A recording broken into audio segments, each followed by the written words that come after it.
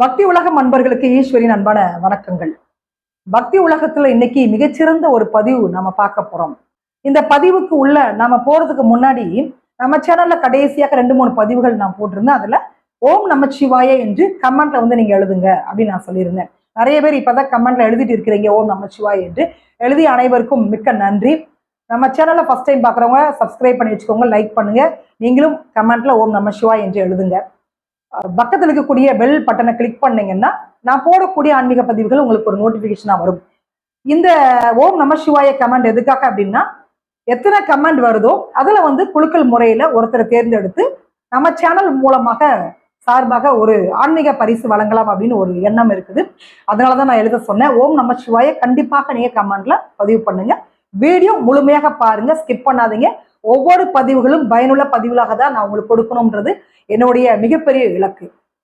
இன்னைக்கு வந்து ஒரு முக்கியமான பதிவுங்க. என்ன பதிவு அப்படின்னு கேட்டீங்கன்னா, நாம வாழ்க்கையில எல்லாத்தையுமே கடன் இருக்குது. Low class, high class, middle class, எந்த வகுப்பை சார்ந்தவர்களாக இருந்தாலும் சரி, எந்த மதம் ஜாதி யாராக இருந்தாலும் சரி, பொதுவாக மனிதர்களாக பிறந்த எல்லாருமே வந்து கஷ்டப்பட்டு இருக்கிறாங்க அப்படின்றத ஒவ்வொருத்தரும் ஷேர் பண்ணும்போது நமக்கு தெரியுது.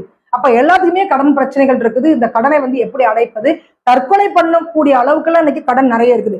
பெரிய பெரிய தொழிலதிபர்கள்லாம் நீங்க பார்த்திருப்பீங்க.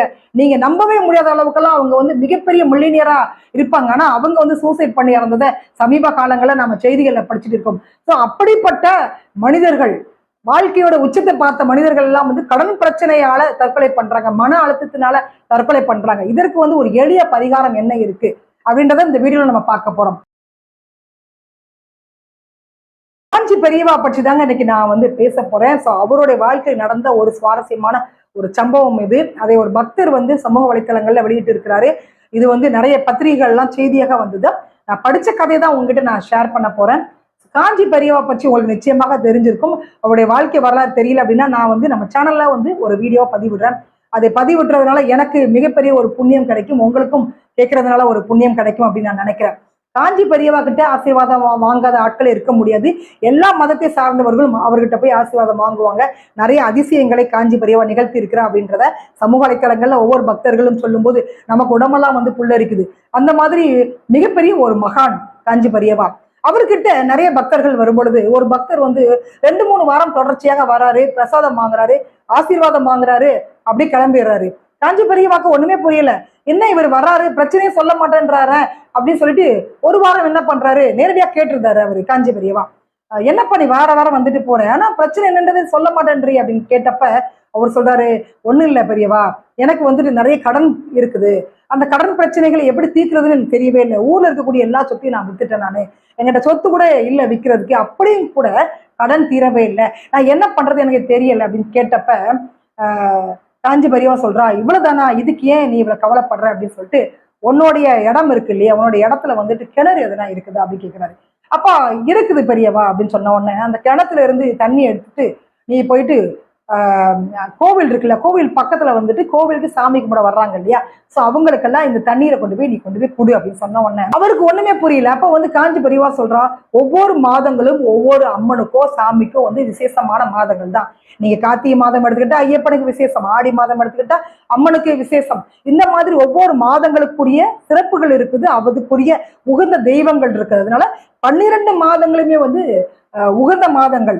அதனால நீ என்ன பண்ற, 12 மாதங்களும் சரி, அதாவது வருடம் முழுவதும் நாள் முழுவதும் கோவிலுக்கு வரக்கூடியவங்களுக்கு தண்ணீர் கொண்டு போய் நீ கொடுத்த பிறகு நீ வந்து என்னை வந்து பாரு அப்படின்னு சொல்லி அனுப்பி விட்டுருதா பெரியவா.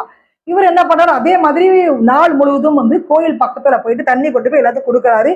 அங்க சாமி கும்பிட வர்றவங்க, திருவண்ணாமலை கிரிவலம் வர்றாங்க, இந்த மாதிரி வரக்கூடிய எல்லா பக்தர்களுக்கும் வந்து தண்ணி கொண்டு போய் கொடுக்குறப்ப ஒரு நாள் போன் வருது அந்த பக்தருக்கு. ஊர்ல இருக்கக்கூடிய தாத்தா சொத்து, எதுவோ எப்பவோ இருந்த சொத்து அது, இவருக்கு தெரியாத ஒரு சொத்து அது. அந்த சொத்தை வந்து விற்பதற்கான ஒரு போன் வந்து இவருக்கு வருது. வந்த உடனே இவருக்கு ஆச்சரியம் தாங்கவே முடியல. அதுக்கு பிறகு அந்த சொத்தை விற்று அவர் வந்து கடனை வந்து அடைச்சிருக்கிறாரு.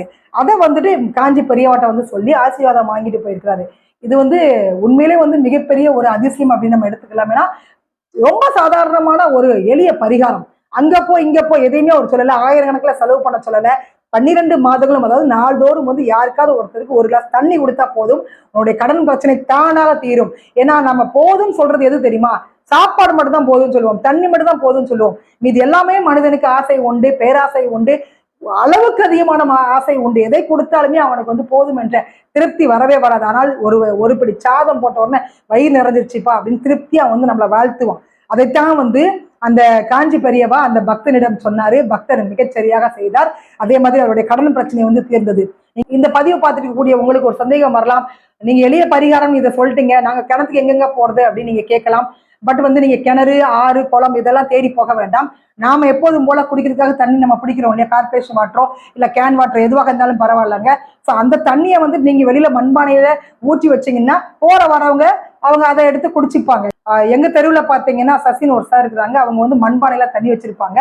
எல்லாருமே வர்ற போற எல்லாருமே வந்து அந்த தண்ணியை வந்து பிடிச்சு குடிச்சிட்டு போவாங்க. நானே குடிச்சிருக்கிறேன். அந்த மாதிரி தாகம் தணிக்கக்கூடிய ஒரு விடயத்தை வந்து நாம செய்தோம் அப்படின்னா நிச்சயமாக நம்முடைய கடன் அதை வந்து கடவுள் பார்த்து விட்டு அதை முற்றிலுமாக தீர்ப்பார் அப்படின்றது ஒரு ஐதீகம், ஒரு நம்பிக்கை. அது வந்து அந்த பக்தருடைய வாழ்க்கையில நடந்திருக்கு. அதனால நீங்க யாருக்காவது ஒருத்தருக்கு ஒரு கிளாஸ் தண்ணீரோ இல்ல ஒரு படி சாதமே கொடுத்தீங்க அப்படின்னா போதுங்க, உங்களுடைய பிரச்சனைகள் எதுவாக இருந்தாலும் தீரும். தானத்தில் சிறந்த தானம் அன்னதானம் சொல்லுவாங்க. அதே மாதிரி இந்த வெயில் காலத்துல வாயிலா ஜீவன்கள் நிறைய இருக்குது, அவங்களுக்கு எல்லாம் வந்து தண்ணி வைங்க. அதே மாதிரி கோவிலுக்கு வரக்கூடிய பக்தர்கள் எந்த மாநிலம் எந்த மாவட்டம் எதுவுமே நம்ம பார்க்காம எல்லாத்துக்குமே வந்து நாம கொண்டு போயிட்டு நம்மளால முடிஞ்ச உதவி செய்தோம் அப்படின்னா நிச்சயமாக நம்முடைய வாழ்க்கை நாம நினைச்ச மாதிரி மாறும். உங்களுடைய கடன் பிரச்சனைகள் எதுவாக இருந்தாலும் தீரும். நான் ஏற்கனவே வந்து ஒரு பதிவுல சொல்லியிருந்தேன், குரு பார்க்கக்கூடிய நன்மையை சொல்லியிருந்தேன். அந்த மாதிரி ஒவ்வொரு அதிசயங்களையும் ஒவ்வொரு தெய்வங்களும் நிகழ்த்தி கொண்டே இருக்கிறார்கள். ஒவ்வொரு மகா பெரியவா மாதிரி நிறைய சித்தர்கள் இந்த பூமியில இருக்கிறாங்க, நிறைய நல்ல மனிதர்கள் இருக்காங்க. அவங்கெல்லாம் வந்து இன்னைக்கும் தானம் தர்மத்தை தேடி ஓடுறதுக்கான காரணம் என்னன்னு கேட்டீங்கன்னா இது மட்டும்தான் காரணம். ஏன்னா நம்ம வாழ்க்கையில மீதி இருக்குது என்னன்னு பாத்தீங்கன்னா இந்த தானமும் தர்மமும் மட்டும்தான் மீதி இருக்கும். ஸோ கண்டிப்பாக இந்த வீடியோ பார்த்த உங்களுக்கு இது பதிவுள்ள பயனாக இருக்கும் அப்படின்னு நான் நம்புறேன். மீண்டும் ஒரு நல்ல பதிவுல சந்திக்கலாம். ஓம் நம சிவாய் என்று கமெண்ட் பண்ண கண்டிப்பாக மறந்துடாதீங்க. உங்களுடைய ஃபோன் நம்பர், அட்ரஸ் கண்டிப்பாக எழுதுங்க. மீண்டும் சந்திக்கலாம். நன்றி.